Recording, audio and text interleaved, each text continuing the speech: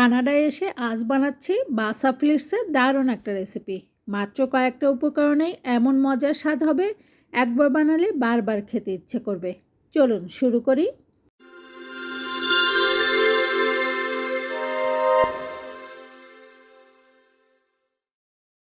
আসসালামু আলাইকুম, বিকে recipe cooking চ্যানেলে আপনাকে স্বাগতম। আজ আমি কানাডা থেকে শেয়ার করছি খুব সহজ, স্বাস্থ্যকর এবং সুস্বাদু একটি রেসিপি। এখানে খুব সহজেই পাওয়া যায় বাসা ফিলিটস। কাটা নেই, রান্না করাও সহজ, তাই আজ এটাকে হালকা মশলা দিয়ে ফ্রাই করেছি। আর সঙ্গে রয়েছে রঙিন মিক্সড ভেজিটেবল সটে। কম সময় কম ঝামেলায় কিন্তু অসাধারণ স্বাদের একটি রেসিপি। চলুন তাহলে দেখে নেই কীভাবে বানিয়েছি। আর একটা ছোট্ট কথা, আমি যেহেতু এখন কানাডায় আছি, তাই এখনকার ছোট্ট ছোট্ট সুন্দর মুহূর্ত ঘুরে বেড়ানো আর ভ্রমণের অভিজ্ঞতা নিয়েও নতুন একটি চ্যানেল শুরু করেছি, বিথিস ট্রাভেলস নামে।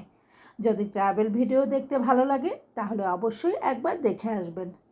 আর এখন চলুন আবার ফিরে যাই আমাদের আজকের সুস্বাদু রেসিপিতে। এখানে আমি ফ্রোজেন করা 1 প্যাকেট বাছা মাছ বা বাছা ফিলিটস নর্মাল পানি দিয়ে নর্মাল করে নিচ্ছি। 1 প্যাকেটে প্রায় 6 পিস মাছ থাকে, 5 থেকে 6 পিস মাছ থাকে। মাছগুলো আমি নর্মাল পানি দিয়ে নর্মাল করে নিচ্ছি, খুব নরম।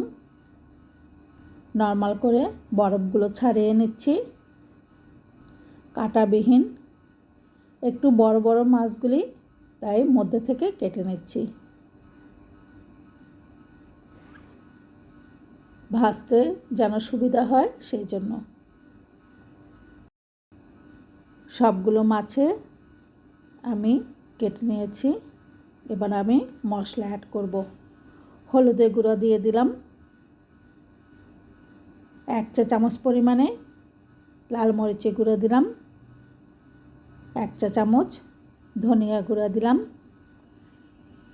1/2 চা চামচ পরিমাণে। এখানে কাশ্মীরি লাল মরিচের গুঁড়া, এটা দিয়ে দিলাম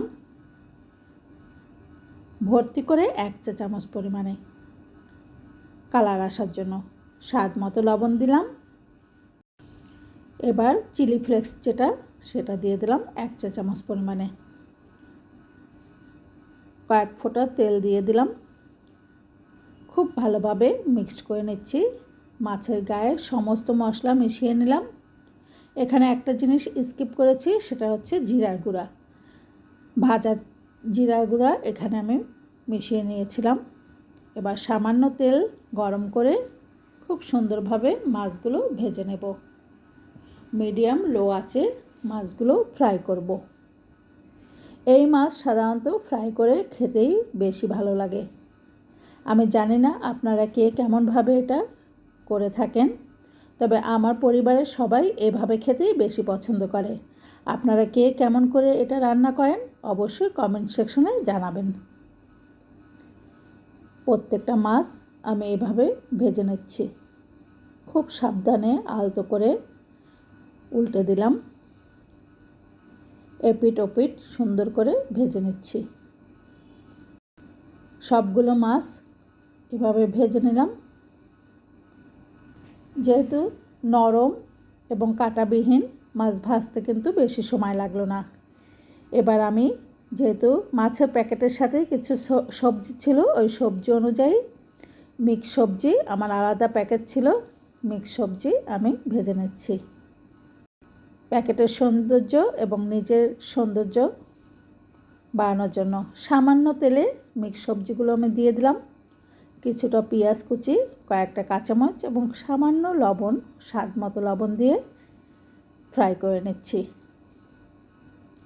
এখানকার সবজিগুলো যেহেতু ফ্রোজেন থাকে, তাই এটা বেশি সিদ্ধ করার প্রয়োজন হয় না। দেখুন প্যাকেটের গায়ে পাশে সবজি দেওয়া আছে, তাই আমি কিছুটা সবজিও করে নিচ্ছি। মিক্সড ভেজিটেবল, এখানে গাজর, ফুলকপি, পেঁপে, বিভিন্ন ধরনের সবজি আছে, মটরশুঁটি। খুব ভালোভাবে মিক্সড করে কিছুটা ধনেপাতা কুচি দিয়ে দিলাম, তারপরে তুলে নিলাম। দেখতেই পাচ্ছেন কি সুন্দর রং এসেছে। বাইরে হালকা ক্রিস্পি, ভেতরে একদম সফট আর জুসি। মিক্সড ভেজিটেবলের সঙ্গে খেতে দারুণ লাগে। আপনারা চাইলে ভাত, পোলাও, ম্যাশড পটেটো কিংবা শুধু সালাদের সঙ্গেও পরিবেশন করতে পারেন। রেসিপিটি যদি ভালো লাগে তাহলে ভিডিওতে একটি লাইক দিন, কমেন্ট করে জানাবেন কেমন লাগলো। আর বিকে রেসিপিতে নতুন হয়ে থাকলে অবশ্যই সাবস্ক্রাইব করবেন। আবার দেখা হবে নতুন একটি সুস্বাদু রেসিপি নিয়ে। সেই পর্যন্ত সবাই ভালো থাকুন, সুস্থ থাকুন। আপনাদের ভালোবাসার জন্য অনেক ধন্যবাদ। স্বাদের গল্প চলবে বিকে রেসিপির সাথে। আল্লাহ হাফেজ।